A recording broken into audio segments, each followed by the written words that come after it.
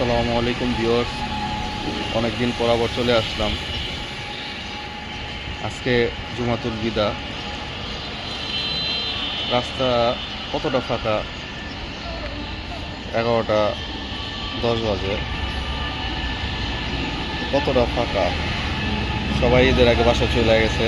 আজকে চাঁদ রাত, চাঁদাতে সবাই চলে গেছে। রাস্তা কতটা ফাঁকা, ফাঁকা ফাঁকা হয়ে গেছে। টাকা এখন লোক নেই, সব যার যার বাসায় চলে গেছে। রাস্তা শুরু ক্লিয়ার।